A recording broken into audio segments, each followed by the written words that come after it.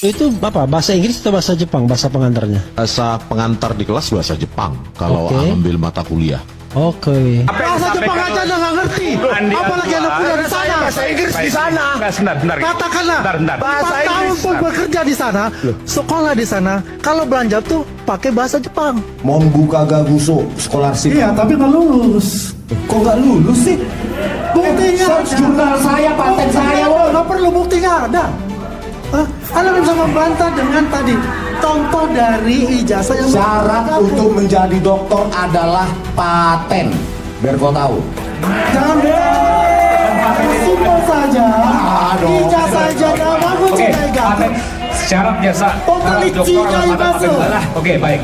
Doktor abal-abal itu mengaku punya dan memiliki paten dan syarat kelulusan doktornya adalah paten dan paper yang banyak. Jadi pakai email aja sudah cukup bahwa itu sudah mengatakan bahwa tidak ditemukan disertasi maupun tesis, bahkan ijazah tidak pernah kami keluarkan. Mendapatkan jawaban yang sangat mengejutkan dari Yamaguchi. Ternyata Rismon bahasa pengantarnya apa saat kuliah di Jepang? Rismon menjawab bahasa pengantarnya adalah bahasa Jepang. Saya tampilkan sedikit cuplikannya ya. Itu apa? Bahasa Inggris atau bahasa Jepang? Bahasa pengantarnya? Bahasa pengantar di kelas bahasa Jepang kalau Oke. ambil mata kuliah. Oke. Bahasa Jepang aja anda nggak ngerti. Apalagi anda kuliah di sana. Bahasa Inggris di sana. Bentar. Katakanlah, Bentar. 4 tahun pun bekerja di sana, sekolah di sana. Kalau belanja tuh pakai bahasa Jepang. Tapi dari tayangan itu ya teman-teman, ada keraguan ya. Kalau kita lihat dari biji matanya dia ya, biji matanya Rismon ini ketika ditanya ini kan malah dia seperti loading gitu, gitu mikir gitu. Bahasa apa? Bahasa tubuh kok atau bahasa daerah gitu. Tapi waktu di rakat bersuara sebelumnya itu dia bilang bahasa pengantar ya ada bahasa Inggris, ya nggak sinkron gitu loh. Oke, kita lanjut berikutnya. Tanggapan dari Dr. Roni Teguh ya, yang meyakini bahwa 100% apakah ijazah Rismon palsu? Kita dengarkan bersama. Dari pertama bahwa sejarahnya dulu bahwa seseorang yang masuk menjadi mahasiswa baik itu B1 atau bachelor, kemudian M master dan D doktoral itu selalu kalau saya dulu masuknya bulan Oktober di utara Jepang. Nah, jadi kalau dia sudah S2, kebetulan dulu saya S2-nya di Gajah Mada. Nah, saya apply-nya adalah doktoral. Nah, kemudian di sana kita akan diuji karena terkait dengan bidang riset kita yang akan kita lakukan di laboratorium. Biasanya kalau ada ketidakmampuan, grade kita diturunkan. Grade kita diturunkan. Atau kita masuk dulu jadi research student, baru dia masuk ke doktoral. Nah, kasusnya saya dulu langsung masuk ke doktoral. Jadi 3 tahun pas harus sudah selesai. Karena beasiswanya 3 tahun saja. Nah, terkait dengan yang lagi viral ini, ada banyak hal yang saya lihat menurut saya, salah satunya adalah bagaimana orang ini, yang penuduh ini, atau yang viral inilah, memiliki hanya satu proceeding. Proceeding itu tingkat kasta paling rendah dalam sebuah penelitian, karena dia hanya menampilkan data baru yang belum bisa dijadikan paper utama. Nah, proceeding ini itu ditulis tahun 2006 saya cek gitu. Nah, setelah itu dia hanya memiliki paper yang menjadi penulis keempat atau ketiga, bahkan yang kelima. Yang saya mohon maaf kalau nanti dikoreksi aja. Yang jelas tulisannya itu nomor 4. Nah, biasanya penulis nomor 4 ini penulis pembantu lah, ya kita bilang kan. Hanya misalnya bantu-bantu, kadang-kadang ngedit-ngedit, kita tulis ngedit thank you gitu aja sudah dimasukkan kadang-kadang dalam laboratorium. Yang menjadi penulis utama itu adalah the first author. Itu penulis pertamanya. Karena dia bekerja dari menganalisis, menulis, kemudian memverifikasi, sampai nanti disodorkan ke profesornya atau senseinya. Tapi kebiasaan kita Kebiasaan kita ya Mbak Tika, kalau senseinya bilang honto nih, gitu. Kalau sudah benarkan nih, katanya itu, kita cek ulang lagi. Biasanya dalam satu di kelas laboratorium. Jadi dicek lagi tulisan dan sebagainya. Dan itu dalam 1 minggu bisa sampai 1, 2, 3 kali hanya untuk berdiskusi. Nah, terkait itu juga, saya juga melihat ini ada kecurigaan, bukan hanya curiga, tapi sudah dipastikan 100%. Kemarin saya cek ke Yamadai, Yamaguchi Daigaku, yaitu universitas di Yamaguchi. Saya tulis dalam bahasa Jepang bahwa yang bersangkutan tesis dengan master yang tertulis di kurikulum vitae itu tidak ada. Nah, ingat di Jepang itu sewaktu dia menerima suatu informasi, dia mengevaluasinya bertingkat. Dia cek ke satu sistem, kemudian ke fakultasnya, bahkan ke departemen jurusannya, dan itu tidak ada ditemukan sama sekali. Sehingga waktu Mas Jos mengirim salah satu ijazahnya, itu yang menarik karena ijazahnya ini ijazah Jepang itu 1 berbahasa kanji, 2 berbahasa Inggris. Jadi kalau mau ngedit yang bahasa Inggrisnya aja yang nipu-nipu lah gitu lah. Tapi kalau kanjinya itu punya presisi dan punya autentikasi dan punya sangat sulit untuk dilakukan modifikasi. Dan mereka punya standar untuk pengecekan itu. Nah, dicap basah katanya kemarin, cuma kertasnya kan warna putih tuh ya, warna putih. Kertas di Yamaguchi itu warna kuning. Nah, transkrip yang asli untuk seluruh universitas itu biasanya kan ada kolomnya, ada nama, tempat tanggal lahir, ada nomor mahasiswanya, kemudian ada subjek course-nya yang diambil, di sebelahnya ada tahun yang diambil, kemudian di sebelahnya lagi ada nilainya, baru dicap di bawahnya. Nah, yang kemarin itu kan agak lucu juga, maksud saya agak-agak aneh sedikit saya melihat, karena tidak sama dengan transkrip nilai yang biasa kami gunakan. Nah, itu transkrip nilai yang tahun-tahun dulu juga sama formatnya gitu. Nah, bagaimana dengan yang nah, karena dia tidak ada ijazah, akhirnya kan tidak melakukan penyetaraan luar negeri ya, penyetaraan luar negeri. Nah, penyetaraan luar negeri bagi dosen seperti saya atau bagi lulusan luar negeri yang ingin itu biasanya dicek di dikti. Biasanya dicek 1 paspornya. Kalau saya dulu pakai paspor biru karena kedinasan. Kemudian 2 abstrak. Lalu yang ketiga kopi dari ijazah Jepang dengan bahasa Inggris, transkrip nilai, lalu disertasinya itu sendiri, dan surat penerimaan pertama kali sebagai student dari sensei, letter of accepting ya. Nah, itu dilampirkan. Nanti ada keluar surat penyetaraan. Nah, yang ditampilkan kemarin itu sertifikat dosen, beda ininya, beda pemakaiannya. Kalau sertifikasi dosen itu pengecekannya adalah universitas yang menjadi penilai. Kalau luar negeri di dikti itu mereka akan mengecek ini jurusannya ada tidak. Kemudian dia tahun berapa dia berangkat dan tahun berapa dia pulang. Nah, biasa di kedutaan di Indonesia di Jepang itu ada, kita selalu mengirimkan informasi bahwa kita sudah selesai dan kita sudah pulang. Itu ada. Nah, kemudian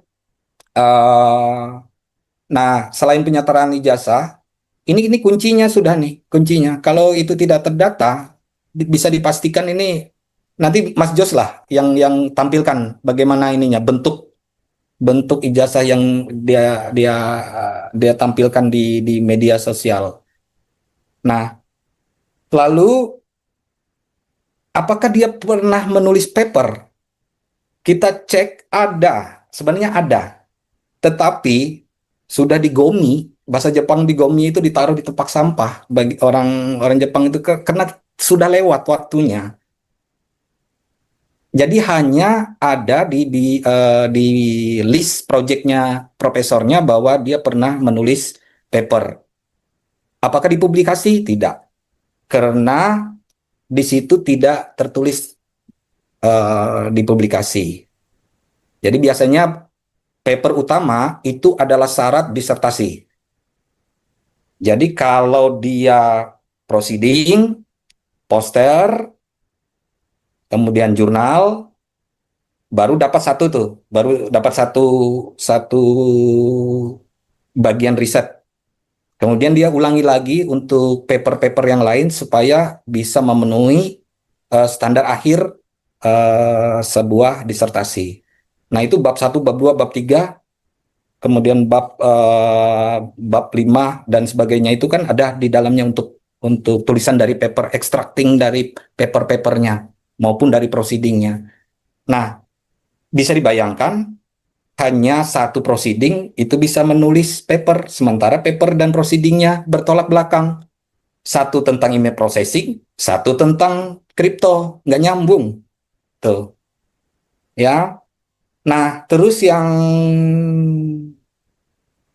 ini, bagaimana dan bukunya? Buku-buku yang ditulis dalam ini.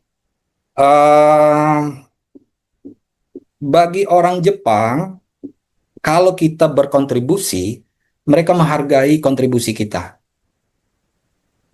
Misalnya hanya di tenaga lapangan saja ya, untuk memasang satu alat modem atau memasang kalau di bidang pertanian kehutanan itu ada alat peraga di situ, kemudian diukur segera Pareto, ketinggian tanahnya. Nah, kita berkontribusi, biasanya kita dimasukkan dalam papernya, penulis 3 ke 4. Nah, di buku tersebut dia memang ada berkontribusi. Akan tetapi itu kan penulis ke-3 dan ke-4, jauh sudah. Nah, bagaimana yang pembimbingnya penulis ke-4, penulis ke-5 misalnya? Profesor itu adalah bertanggung jawab apapun yang keluar, baik itu tulisan maupun riset yang di dalam laboratorium. Nah, jadi beda ya, ini beda caranya mereka publikasikan sebuah karya ilmiah itu sangat teliti dan tidak akan pernah typo maupun datanya itu. Saya ingat pesan profesor saya, salah boleh tapi jangan menipu, katanya. Jadi data yang diambil di lapangan itu jangan diotak-atik, direkayasa, karena hasilnya akan berbeda nanti di ranah di pengujian di laboratorium, karena yang akan uji itu bukan hanya 1-2 orang, banyak dalam sebidang itu banyak sekali. Nah, yang lagi viral ini baik transkrip nilai, kemudian paper-papernya, kemudian buku, lalu disertasi, itu bisa dipastikan bahwa ini dia bermasalah pulang tanpa hasil gitu.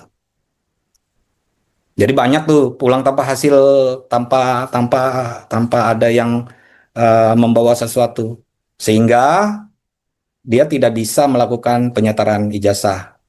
Tetapi dia melakukan rekayasa untuk sertifikasi dosen. Nah, itu berapa tahun dia sertifikasi dosen menggunakan Dr. Engineering dan Master Engineeringnya, itu dipastikan ada kerugian negara kan di situ dia gunakan untuk melakukan hal-hal yang seperti itu. Oke, yang terakhir mungkin ini mungkin dilanjutkan oleh Bang Jos nanti, Mas Jos. Jadi pada dasarnya seseorang yang sudah memegang atau ahli itu bisa dicek secara signifikan. Satu, apa saja karyanya. Nah, saya juga belum dikatakan ahli walaupun ada karya. beda. Nah, caranya adalah satu, cek di ID Scopus. Itu biasanya tulisan internasional ada di situ, yang level internasional. Kemudian di level nasional itu bisa di Garuda atau di Sinta, itu ada kelihatan. Nah, bagaimana dengan buku? Buku yang hampir ratusan itu? Itu kan buku panduan, bukan buku riset. Jadi bagaimana menggunakan MySQL dan Visual Basic gitu.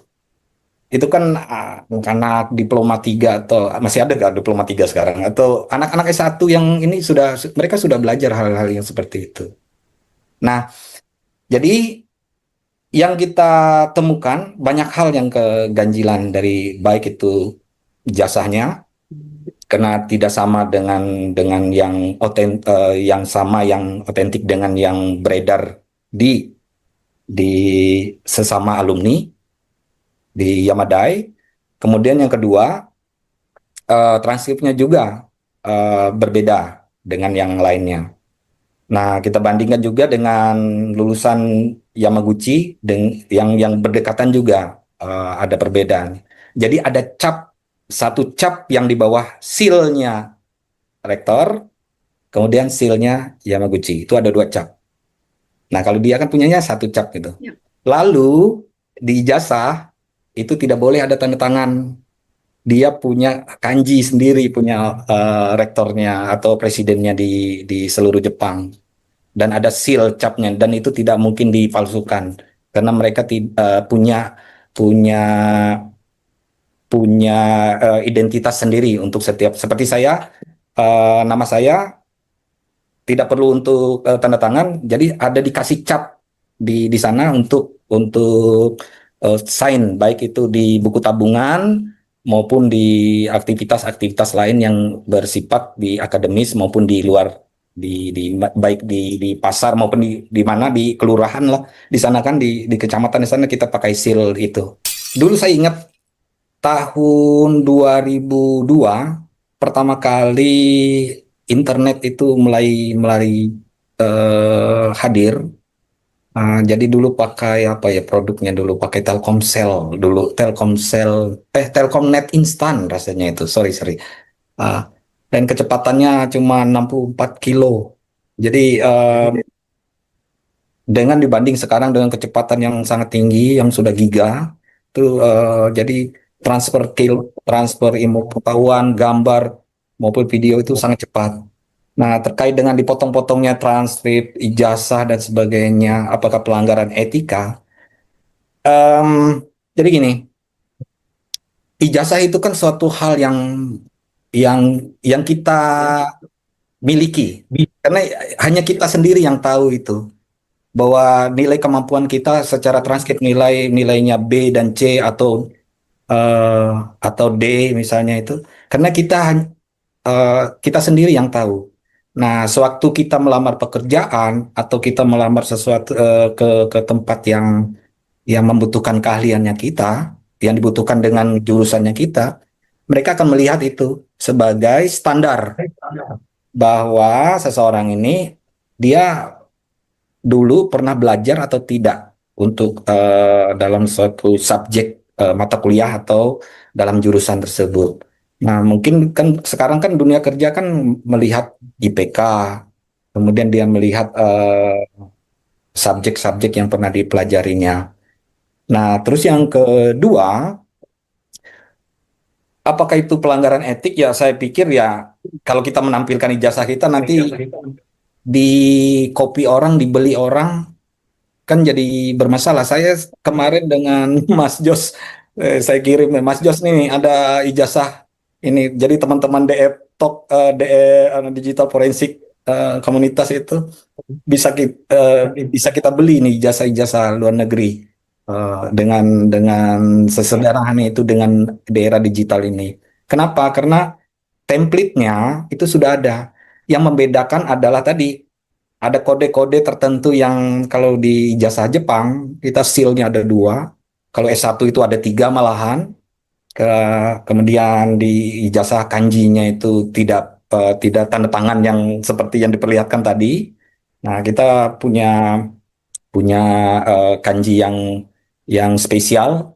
Jadi Itulah salah satu kebanggaan yang kita pegang. Artinya ada 2 ijazah yang satu transkrip bahasa Inggris, satu yang berbahasa kanji. Termasuk juga dulu waktu saya di apply beasiswa, saya kan minta translatekan dari bahasa Indonesia ke bahasa Inggris untuk S2 saya yang di Gajah Mada. Jadi titel saya waktu itu yang MT jadi Magister Engineering. Nah, dan itu yang dipakai untuk di luar negeri sana. Artinya mereka membaca bahwa oh dia ini saya adalah lulusan Gajah Mada di Magister Teknologi Informasi. Nah, yang terakhir etikanya ya pasti karena ini kita sangat ini ya terlalu suka mengupload segala sesuatu informasi sehingga informasi-informasi ini bisa disalahgunakan di era digital ini, termasuk KTP, SIM dan sebagainya. Seharusnya yang sifatnya seperti itu kan harusnya tidak terupload ke media sosial.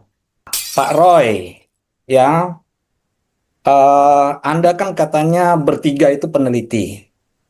Jadi di forum apa yang bisa Anda bicara, kemudian bisa dipertahankan? Nah, bukan di media sosial atau di media masyarakat gitu. Karena itu jalurnya kan satu arah. Kalau di forum internasional atau nasional, yang dimana di situ saya sebidang, kita akan bisa lihat bahwa ini penelitian benar-benar penelitian atau hanya cuma ya itu saya bilang dulu, apa yang masuk sampah ya keluar ya sampah. Gitu. Nah, terus di forum apa mereka akan menulis jurnal itu? Yang paling tinggi ya grade-nya, saya kasih tahu untuk grade di keteknikan di IEEE. Itu asosiasi di bidang electrical dan computing.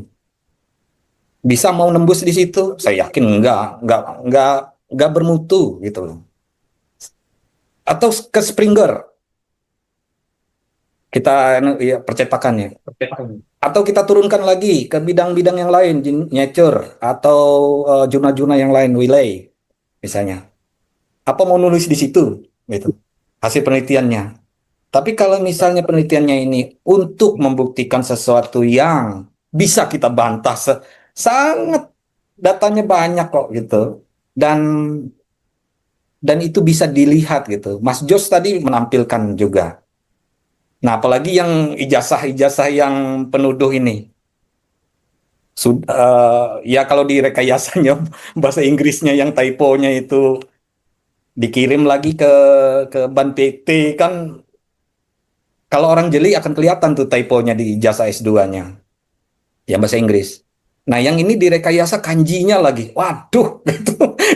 Saya dan Mas Jos itu sampai tertawa. Kok ini berani-beraninya itu dia menipu bangsa Indonesia ini dengan hal-hal yang seperti ini. Itu saya setuju dengan Mas Jos tadi. Tinggal menunggu aja. Jadi saya percaya kalau orang Jepang itu kalau sudah mengkonfirmasi pakai domain, menggunakan domain resmi Yamaguchi Japan ID itu sudah resmi. Ada seal-nya lagi di bawahnya itu. Jadi tidak perlu lagi pakai lembaran surat ini. Jadi pakai email aja sudah cukup bahwa itu sudah mengatakan bahwa tidak ditemukan disertasi maupun tesis, bahkan ijazah tidak pernah kami keluarkan. Titik. Itu bisa dipastikan 1% ya, Mas Jos ya. 1% aja. 1% palsu gitu ya? Ya, 1% palsu aja kita dulu. Gitu. Nggak usah yang banyak-banyak ya. 1.001 triliun persen palsu kan kebanyakan. 1% aja dan aja. Nah kan teman-teman, jelaskan apa yang dijelaskan oleh Dr. Roni Teguh sangat clear ya. Beliau seorang lulusan Jepang juga dan lulusan UGM juga, peneliti di Jepang juga ya. Sangat clear dan sangat jelas. Apakah kalian yakin, seyakin-yakinnya bahwa ijazahnya Rismon ini palsu? Tulis pendapat Anda di kolom komentar.